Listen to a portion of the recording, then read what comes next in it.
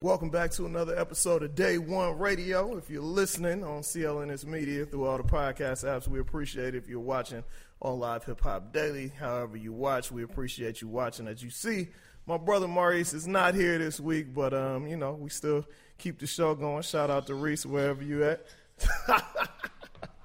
It's all good. So it's always good, man. We have talent in the building that's also solid human beings, man. Whenever we have somebody, I'm from Oakland, as y'all know, but listen to the show. Whenever we have somebody from LA, I reach out to my partners in LA and ask about, who we talking to and cats that I really, really rock with. And I don't think you can have a better cosign than it don't get no more solid than him. Yeah. You know what I mean? So we got Joe Moses in the building. What's good, bro? Man, just blessed to be here. You know what I mean? Just definitely blessed to be here. For sure. Man, how's the tour going? Y'all on the tour? You, Ty, who else is on the tour? 24 hours. Right. Who used to be Rolls Royce Rizzy. Exactly. Back in the day. Yeah. That's what's up. What's up. Little bro done changed up. He done changed everything up. It's popping though. It's working. Changed everything up when Brazy. Now he getting them bags, man. Every city he touching, he getting them bags. That's what's up, man. Yeah. So that's good. I asked you how tour life is going because I know you don't like to fly. Nah. Y'all tour busting it up. I like to fly. Everybody be getting the misconception of that, me not liking to fly. I love to fly. I just fly on my own terms. I like driving. Okay. Yeah. I like driving more than anything. I don't really like to, I don't mess with deal with the planes like that. But for a bag, if they talking about Jamos for 40, 50, I'm going to get that. Yeah. Everybody took that and ran with it when he don't like to fly. He don't like to fly. Nah, I mean, you wouldn't be the only one. It's Cali. Yeah. It's a shit. John Madden, you really want to take it way back? John Madden ain't doing no plan. Yeah. He might have popularized the bus. Exactly. Before anybody did. Yeah, man. So let's take it back, man. From Los Angeles. Yeah, definitely. You know what I mean? Grew up in the Van Ness area, right? Yeah. 54th and Western. 54th and Arlington. Okay. Yeah. Wilton. I'm a Wilton boy. You know what I'm saying? For sure, most definitely, man. So how was life for you growing up? Because you right around that age where you caught the tail end. I'm gonna keep it G with you. My parents, I had a mama and a daddy. They didn't even go for it. Whatever I did before I really came out and started gangbanging, I did it on my own terms where nobody knew until I was fucking up more than enough times where they like, man, what's really going on in your life? And I'm like, nigga, I'm a blood. Like, this is what it is. And my dad like, what? Want to whoop my ass, but I'm too grown now. I'm going back and forth to jail, all type of shit. You know what I'm saying? So definitely. So growing, I mean, you have 4 kids, and we'll get into that later. Yeah. But growing up, it kind of like, even though you've gotten in trouble and been to jail, yada yada yada, like just from how you carry yourself, you can kind of tell that you had a solid foundation. Yeah, I definitely had a solid foundation.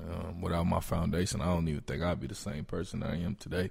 I mean, you got to look at some of these kids in this new generation with no morals and no, you know what I'm saying, no morals and nothing. They just going for anything. I think without my solid foundation, I wouldn't even be the person I am right now. I think I don't even know if it's necessarily more. It's code. Cats don't live by code no more. Yeah, but it take a moral, it take to be raised by something to know what's really going on. I had parents that wanted me to go to college because I was an athlete, but they taught me the streets too. And the first thing your mama and your daddy tell you when you come in there and you and your brother get in a fight and he say, fuck you, what you telling for? Right, exactly. Fight back. Exactly. So you learn that growing up, like, and ain't no telling. You know what I'm saying? Right. You know, so it's just certain different things that you raised by more. Yeah. Right. You know what I mean? Most definitely. So, man, I know you dropped your first tape in what, 2011? Yeah. 2000. That was the streets, right? Yeah. And I had heard stuff here and there, but I know stuff started going crazy for you when Ratchets took off in the club. Yeah. You know what I mean? Which was like 2013. But even then, like, you kind of didn't take it super, super serious, right? Nah, I wasn't prepared for everything that was happening. And I was too busy in the streets. I was too busy worrying about what's going on in my hood. I didn't want to go nowhere. I was stuck in L.A.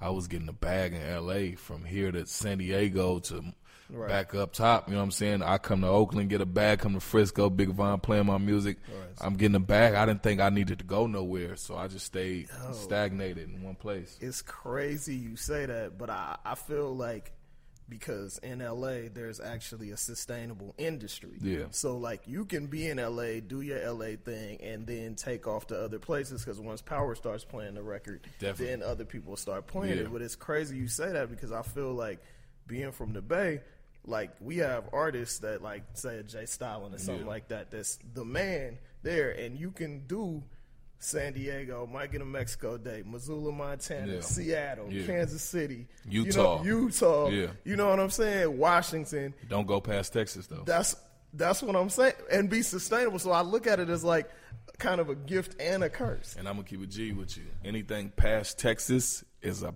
bag.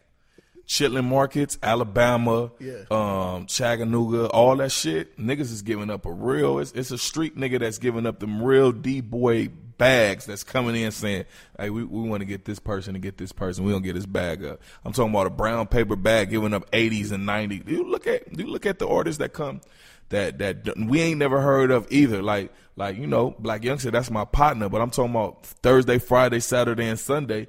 He eating 30, 40, 50. You know what I mean? Like, man, it's a trip. And we be stuck in the city in San Diego, don't even want to give you past 7,500. Right. You know what I'm saying? Right. Talk about we got to pay extra for security, so we can't do whatever. That's crazy. That's super crazy. So for you, man, what made you push to or who opened your eyes up to go outside of that comfort zone? Waka. Because that was the first person that you really started rocking with, signed to, right? Definitely, yeah. Waka. It was Waka. Waka put me in position to really move, and he gave me all the itinerary to move. You know what I'm saying? So with that, he just opened the door for that. Like, man, you got to get out of California. Yeah. So you know what I mean. And how did you end up rocking with Waka and meeting Waka and all of that, and y'all getting tight? Through family. Okay. And then Suge called me one night, like, it's what it is. Come holler at Waka. That's what I came and hollered at Waka. That's what it was. Got you. Understood. So dealing with Waka, and then you know. Later, you know, you got another through Akon, right? Got another deal through Akon. I got a bag through Con. Shout out Akon. Right. Yeah. So, but even through all of this stuff, getting bags, having real people co-sign you still wasn't. I was in the hood. I was in the hood. Was there nobody, like none of your homeboys, pops, nobody being like, bruh, you got it. Yeah. Like, leave this bullshit alone and get to it. Yeah. I was in the hood. I was what's so crazy with this is Akon came about. I caught a pistol case. I caught a pistol case. Akon bailed me out. I had about 4,000 on me. Akon came and put the other money, and he just paid the whole bail. Like, you say if your bail $200,000, you got to pay a dub to get out. Right. You know what I'm saying? So I had about 4,000. My bail was about 200,000. He paid the whole bail off. You know what I mean? That's why I know Akon was real. Yeah. He really was invested in me, but he's still Akon. Yeah. He's still flying. Listen, at this time, he was lighting Africa up. He was doing, you know what I'm saying, my little, you know, what I'm making in this music industry. He got $1 billion for some shit like that, or some shit like that, you know what I mean, to light up Africa and all that type of stuff.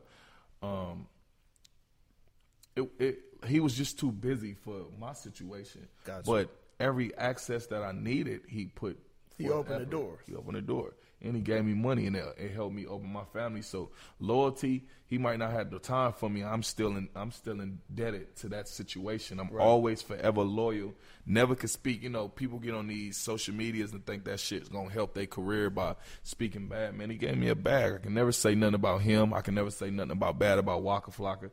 Never. And I mean, you'll never see me get on these interviews and talk bad about people, because at the end of the day, they helped me out when nobody, even if they gave me nothing, they gave me an opportunity to help my family out. And people don't see shit like that these days. And that goes back from code morals. Yeah. You know what I'm saying? And even, I mean, you gotta, even if things don't work out, nobody has to do shit for it. Every time I talk to students, the first thing I tell them, the world don't owe you shit. Nothing. Straight up. So if somebody gives you an opportunity, take it. Yeah, and if it don't work out, you can't really be mad. Like, now I'm gonna tell you what I learned from, I ain't gonna say his name, but he a big artist. He told me this one day, like, Joe, tell a person you're gonna do something for him and wait on your terms and when you want to do it, and that's how you'll figure out the character of that person. And I really never understood what he meant until I told the person I was going to do something for him, and I waited 3 or 4 months. In that 3 or 4 months, he talked about me like a dog. Damn. And times reveal everything. And you had every intention of doing it. But I just wanted to see. Yeah. You know what I'm saying? And time reveals everything, and that shows a person's true colors. I've been knowing Wiz Khalifa 5 years. I just did a song with him 3 months ago. Yeah. I never got in interviews and said, man, I've been knowing this Wiz. He the coolest person I ever hung around in my life. Right. You know what I'm saying? Every time we be in the studio, he got his thing. You got to understand, he got what he got going on. I got what I got going on. Yeah. You can't stop, man. That man is on a different platform than me. And people don't understand that, because when people have nothing going on, they tune to blame the people they blame everybody. They blame everything but themselves. Yeah, exactly. You know what I'm saying? The closest person that has a little success, they're gonna blame it on. Well, he didn't help me out. He didn't do this. What you mean I didn't help you out? What you mean? You know what I mean? So, you know. Yeah. And that advice sounds like it came from 50 Cent for sure. That sounds like some 50 Cent advice. Yeah, now 50 Cent. I mean, I ain't gonna lie to you. I did an interview up there. This is 50, and me and 50 talked for 3 or 4 hours. Yeah, straight. He gave me game, and he listened to the game that I had. And, you know, that's one of my favorite artists, just period. Right. And what he came in the game and did, and nobody has ever done what he done. Diamond twice in a row. You know what I'm saying? So, you know, just setting goals and still can be here and still can make. He got one of the. I don't even watch TV. I can't even tell you the last TV show I watched. If I watch something, it's gonna be some. What's that old TV show? New York Undercover. Law and Order. If I'm watching something, it's gonna be some old shit. Somebody got killed or something. You know what I'm saying? I don't even watch nothing else. I watch Law and Order or some shit like that. Right. 50. I watch Power though. Yeah. It's a good show. I watch Power. He got one of the best shows. I don't watch TV. I don't like what TV is portraying to be with these kids and all that type of shit. I don't. Right. I keep my kids out the television, man. Go work out. Go do something. My daughters go run track. Go, you know what I'm saying? Go exercise or something. Now you got 3 girls and one boy. Tragic. The look on your face automatically says it all. One of my daughters, she stay down the street. Well, not down the street. She stay in Mississippi. Okay, for sure. Yeah. How old? What's the age range? She's 14. Oh, so they getting up there. Yeah, I had my baby when I was a kid, man. Yeah. Like, I was a kid, and I had my daughter, and one of my daughters is 9, my son is 9, and I got another baby that's 5 years old. Okay. She's the terrible one. That's hilarious. Yeah. So yeah, I mean, but you talk about TV and everything that goes on, and you know, a lot of rappers will come out, especially like Boosie is super vocal about how he feels about the images that are portrayed to children. So do you let your kids listen to your music? Yeah, but one thing about it, they know right from wrong. You got to know right from wrong. I knew every song coming up, but when it comes to them cuss words, I used to be like, right. you got to correct yourself, man. Yeah. You know that ass whooping or that backhand was gonna come. It's coming. My kids know you curse anything, I'm whooping that ass. I'm old school. I'm from a generation where your son can be whooped by the neighbor if they doing anything wrong, and you know, shit like that. That's where I come from. That's what it's about. I want to rewind a little bit, man. A lot of rappers, and I don't even know if they say it because they think it's cool, but a lot of rappers who have done time say that they didn't write nothing when they was locked up. They just focused on whatever. But you said you wrote like every day. I wrote every day. I wrote 24 hours a day. I didn't even focus on jail. Jail ain't even tough like that. I'm tough. These niggas that got life that's not that don't want to be tough, that want to be at home. Yeah. You know what I'm saying? Man, listen, I wrote every day. I stayed away from suckers. That was my thing. It's suckers in prison too. I stayed away from them. And I was in Salinas Valley and Soledad. I did my time on a 4 and a 3. Right. You know what I'm saying? And I just stayed away from suckers, man. I wrote every day, and I just stayed patient with this shit. And I told everybody in the yard, listen, when I come home, I'm gonna become a rapper. I'm gonna go hard. I'm gonna be the best rapper. And they like, okay, Joe, you gonna do it? I battled everybody from the Bay Area, from San Diego. I battled everybody in prison. I ain't never lost a battle in prison. I was a battle rapper. I ain't never lost a battle in prison. I ain't know that. That's Anybody will tell you that was in prison with me in Soledad 2006 to 2008, they'll tell you. Joe Moses never lost a battle. That's crazy. Never. Do you watch battle rap at all now? Yeah, of course. Who you fucking with? Sir? Surf, one of my favorites. And Shotgun Suge. Shotgun Suge, one of my favorites. Who else hard? Rock. Rock. Anything Rock? Him and 2 Surf, they be in the group same time. Oh, I know what you're talking about. Yeah. He hard from Baltimore. Yeah. I know what you're talking about. He killing. That's crazy. A lot of people don't even think that regular artists really fuck with battle rap like that. But that's dope. That's dope. And sure. My boy Daylight from Watts. I fuck with Daylight.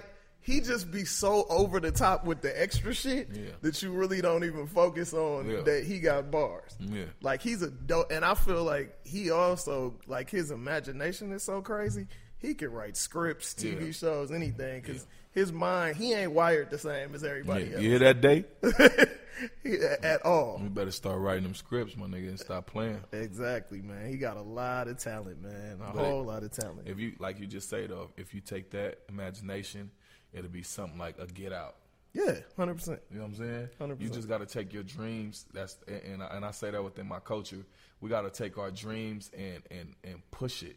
Don't take your dreams and don't fall short because no resources or anything like that. Go out and make things happen for yourself, and then you'll see a different outlook on life. You know what I mean? And that's just how I look at life. Like, I ain't gonna wait for nobody to go buy me nothing. When labels say, man, they deny me, man, and I want to put this video out. If it's 20,000, I'm gonna go get that 20, and I'm gonna go make it happen. It's period. Yeah, and it's crazy you say that. I don't know if you remember the group from Oakland, the Coup. Yeah. So Boots Riley to do it with the afro. Yeah. It's all about, you always mention timing. Yeah. This dude is directed and wrote a film called Sorry to Bother You. Yeah. They got Lakeith Stansfield in it that's from the Atlanta show, was in Get Out as well. Okay, yeah. Dude, the Coup ain't had a hot record in years. Yeah. But this dude took this shit to Sundance, and it was the hottest shit at Sundance. Crazy. Now everybody in the world waiting for the movie to come out.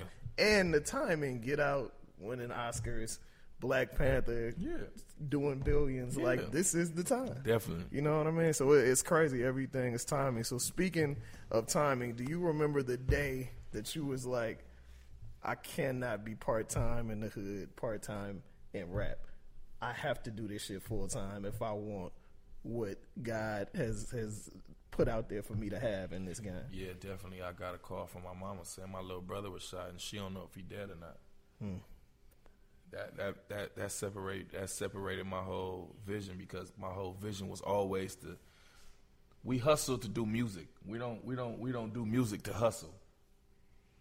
Everybody want to get out, so only reason we hustling is for us to get out, to fund the money to create us a budget to help us stay alive and look alive for us as entertainment. And then when we get the money for entertainment, we out doing whatever we doing. Right. When I got the call from my mama, screaming at the top of her lungs, saying, I don't know if he gonna make it, that changed me. Like, I gotta really go hard at this shit. I really want to see everybody around me get a bag, but it starts within myself first, because I'm keeping it stagnated in the hood. They'll follow. I'm gonna keep a G with you. My homies will go. If God came down here right now and said he want a war with us, we'll go to war with whoever. That's how my homies rock with me. It ain't no question. Win, lose, or draw, we gonna die together. We gonna whatever goes on with it. Half of my homies right now, they in jail because gangbanging is crabs in a bucket. Right. It keeps us, you know what I'm saying? It's always been a broke man sport. It keeps us down on the population. So we ain't never had an opportunity to really, and we don't really use the tools that we got to say, you know what, this shit ain't even worth it. You know what I'm saying? We don't do that because we so trying to keep up with the Joneses, and we so trying to keep up with an image. You know what I mean? Because you can get away with being a gangbanger and being broke. Right. You can be like, oh, nigga, I'm the toughest nigga. Nigga, and bitches gonna be like, oh, I fuck with him because he tough. You know what I'm saying? And it's a how our minds is so fucked up, man. And it's just crazy how I think about that shit now. Like, if I can go back, I would be the same person from my hood, but I wouldn't be that person. I would be more of a stand-up person that was like, that shit dumb. Right. A lot of niggas are afraid to say that shit dumb. Yeah. I lost so many niggas in it. That shit ain't cool to me no more. Right. You know what I'm saying? Even though I make Goin Brazy, I make all these songs, that's just what I went through in my struggle. Right. You know what I mean? Like, I'm just, I don't know. It's just, the cycle will never be, it's a repeated cycle, and it's not gonna never change anything. And it goes back to what you were saying. I don't feel like a lot of young men and women, because it's women, they're forgotten about 100% in that life. Nobody really teaches manhood and womanhood, and the fact that sometimes you got to stand alone. Yeah. You know what I mean? Like, if you see some things other people don't see, they'll fuck with you later once they get it. Yeah. But in that moment, you're gonna be isolated. Yeah, definitely. You know what I mean? So that's one of them things. Like, people gotta figure it out, but that's hard. Everybody ain't willing to do that. Everybody ain't willing to go through that sacrifice and go through that the talking down to people. See, my whole thing, I always wanted to be loved from everybody. I was a nigga that was like, I only want to show love. Like, I just want to show love. Like, you know what I'm saying? I fuck with you. Right. You know what I'm saying? I fuck with him. I fuck with him. Like, I want to see all y'all niggas make it, and my heart was so big that I really had the intentions to do it. But when I never could fulfill the dream, or I never could fulfill the offer that I stand upon, and somebody else bigger could, you would diss me because gangsters turn into groupies now. Yeah, whoever allow a nigga to get in the club, that's who a nigga rocking with. It ain't even about no money no more. You know what I'm saying? Man. Whoever allowing it, nigga to get in the club. It's funny, bro. Like, and that's across all walks of life. Like, I'll be messing with my mom. Like, my mom would be like, "Oh, I did so and so for whatever," and I'd be like, "They didn't hit me to say thank you. They didn't whatever." I was like, "Well, did you do it so because you were able to do it, or did you do it for them to say thank you?" She'd be like, "Obviously, I did it so I could do it." I was like, "That's all that matters. Yeah, that's on them. Yeah, if they want to be solid, if they want to keep rocking, that's on them. That's not your responsibility."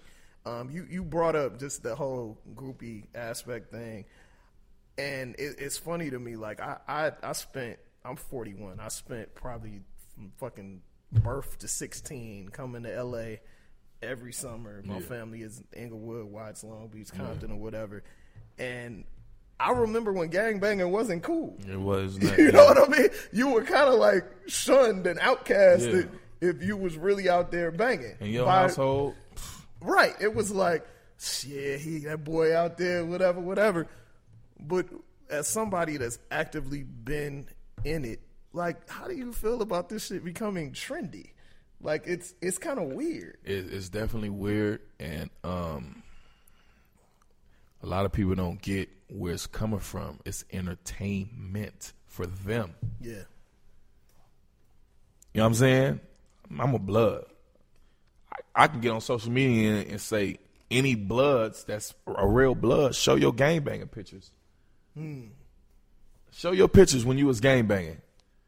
We'll see how many artists can show pictures from before they was rapping. Right. A lot of these cats is mascots. So exactly. Somebody putting a battery in their back and leading them to doom, not leading them to destiny. That's really what it is. You know what I'm saying? So at the end of the day, it comes to a point where it's like, listen, that's entertainment.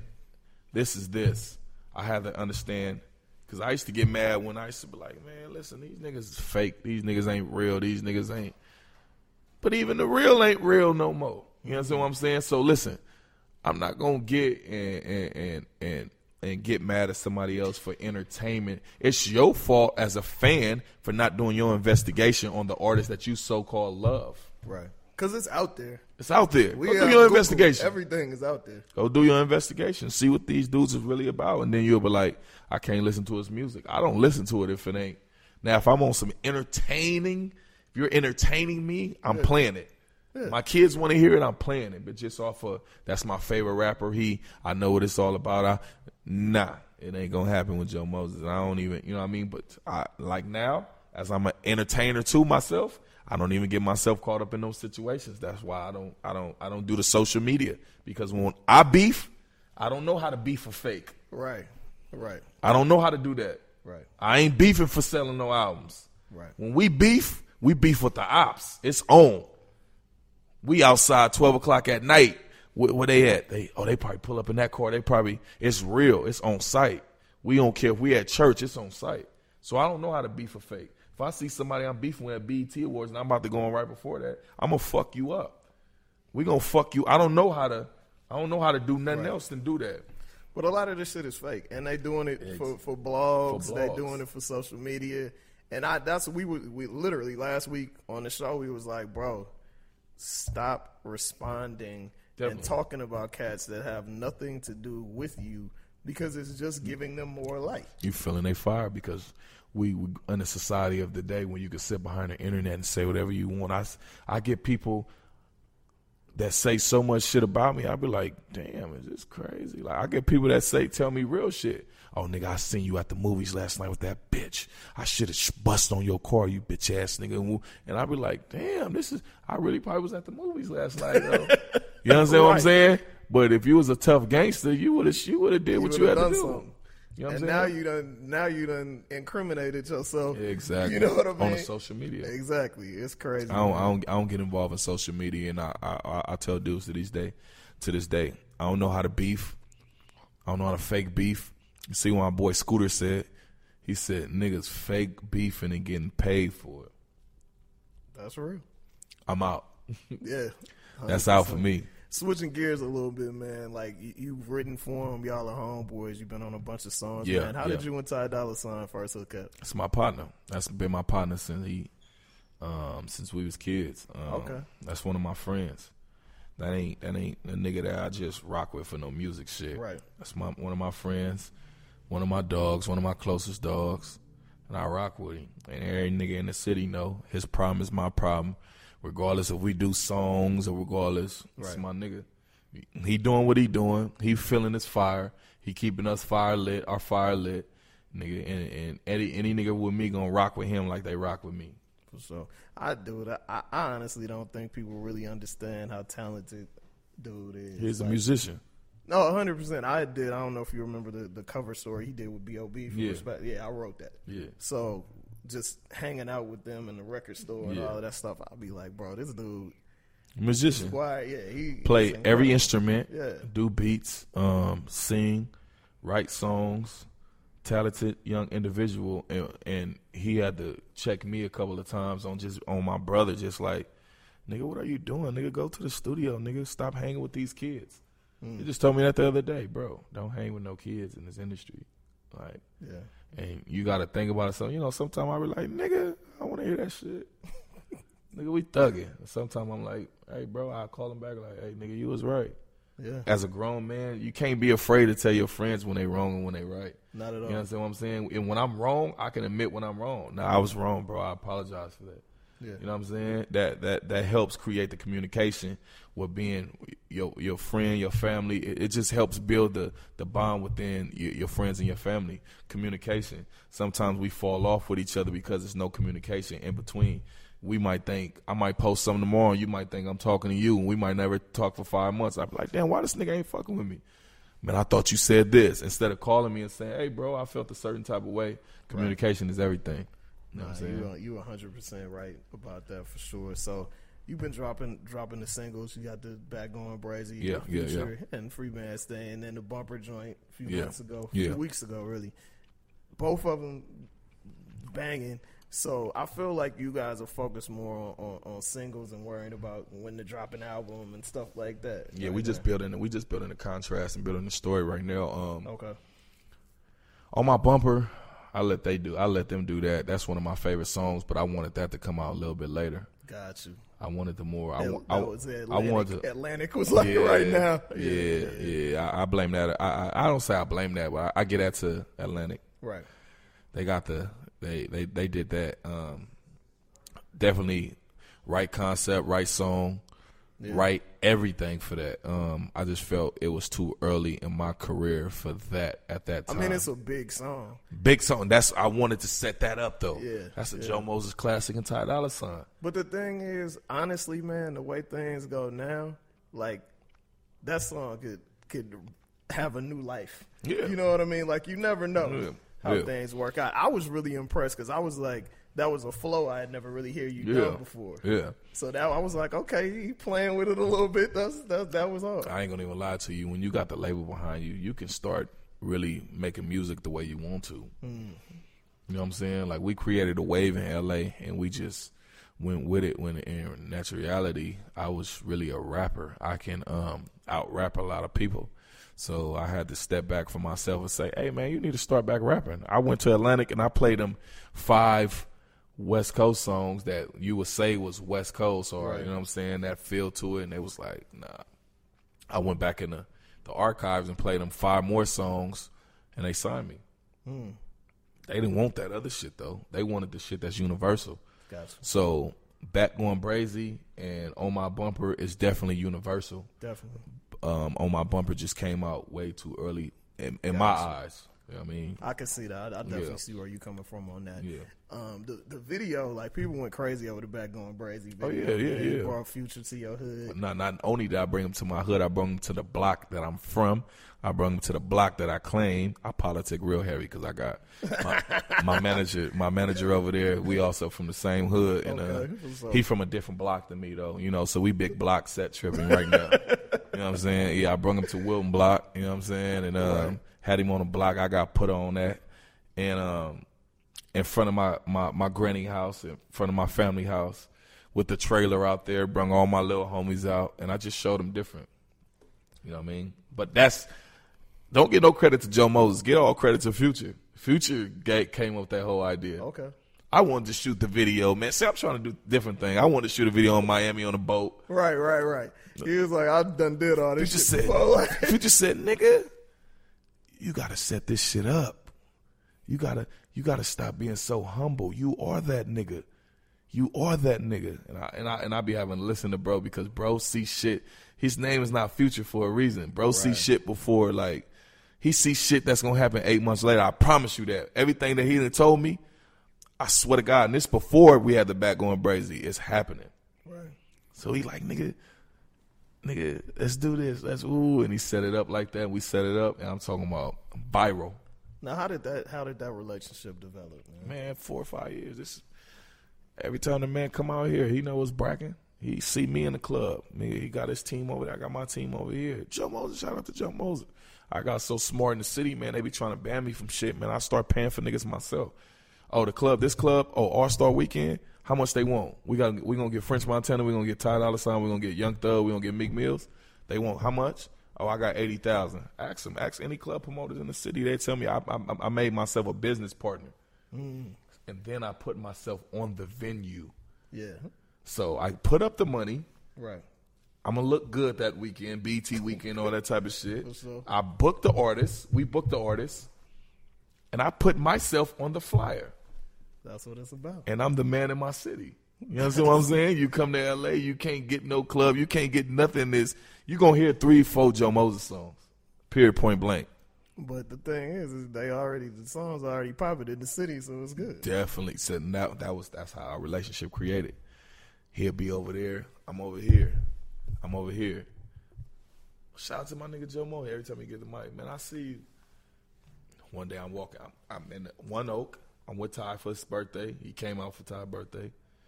I go chop it up with him, say what's up to him. He like, come here. We chop it up. He like, nigga, you ready? I'm like, yeah. He like, nigga, it's time. I'm fucking with you. I'm like, all right. Twin called me.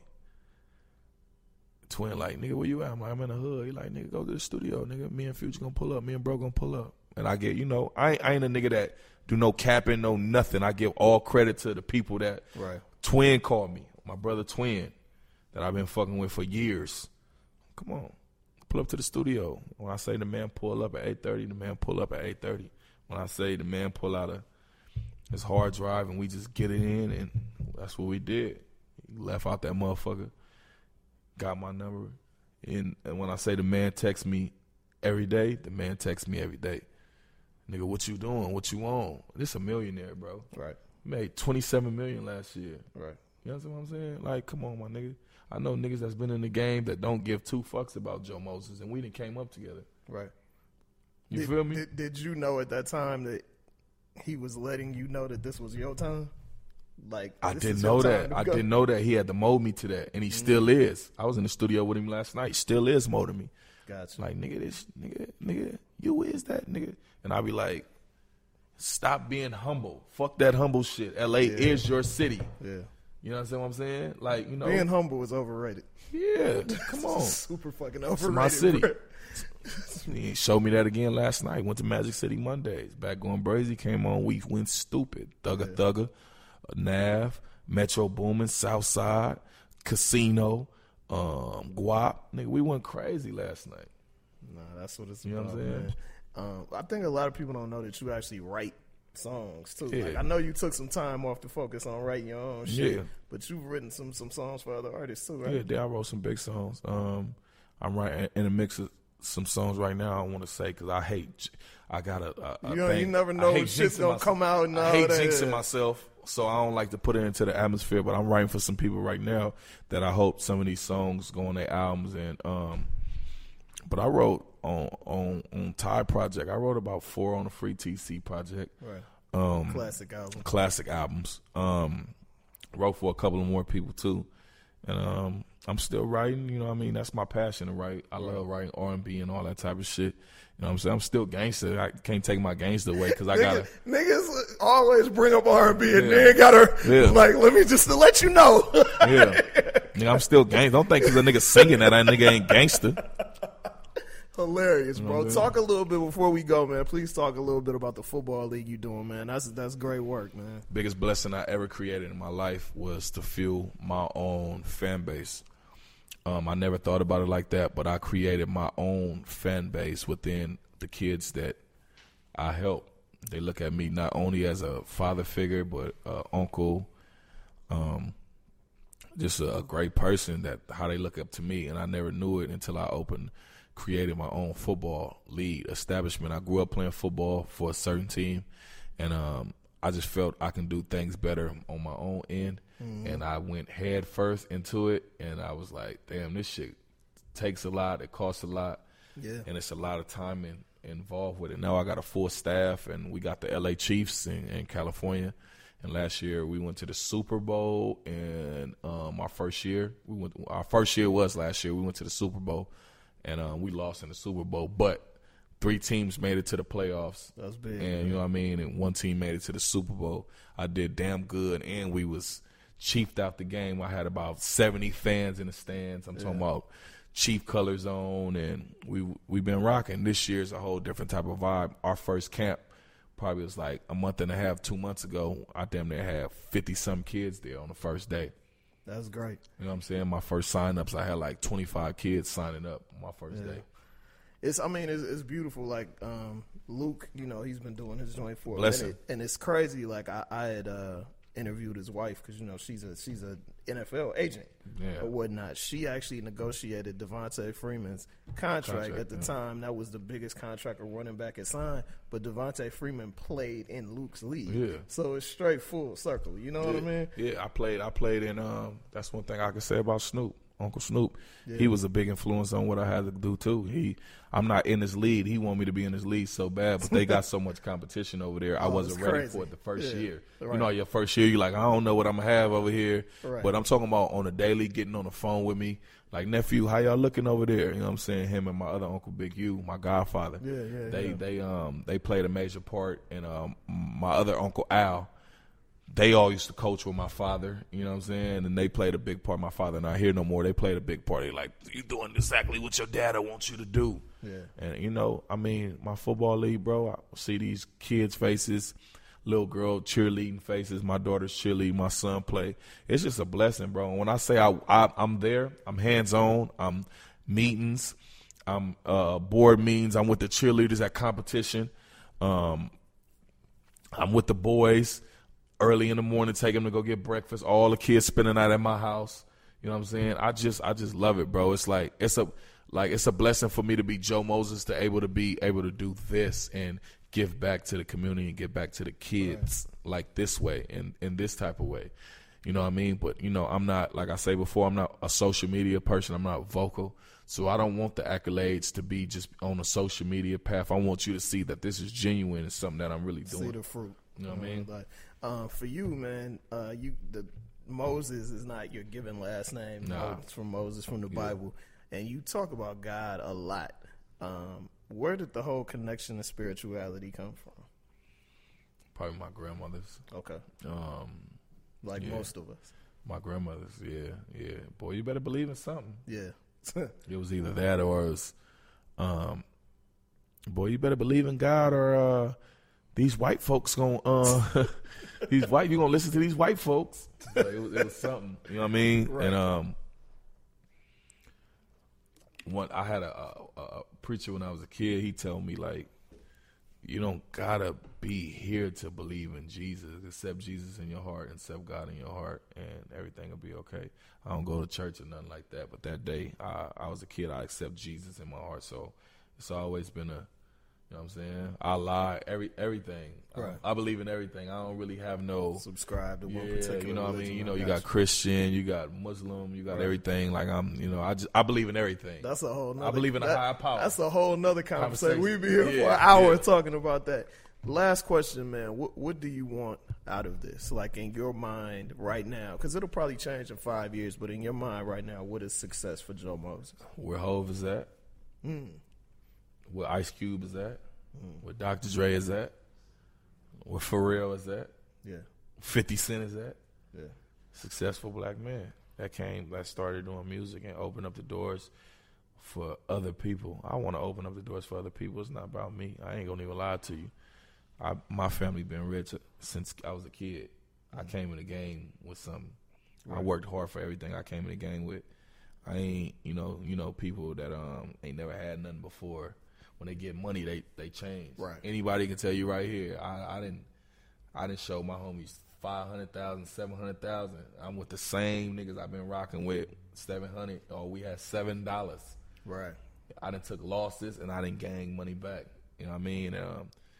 Where Hov is at, where Dr. Dre is at, man, where Puffy is at. Look where they at. They took nothing and made something out of it, and they keep going, and they still relevant. And if we didn't have them in the game right now, this game would be lost. Oh man, they is the big homies. You know what I mean? It'll be lost. That's really like the legend and the GOAT things are thrown around a lot, but that's how you know when somebody is a legend. If you remove them and all their work from a particular thing, what would we have? What would this hip hop shit be without? I'm gonna keep a G with you. What would hip hop be without Dr. Dre? Nowhere. What would hip hop be without Puff Daddy? What would hip hop be about Snoop Dogg? So anybody that's in between that speak bad about them, I can't even accept it.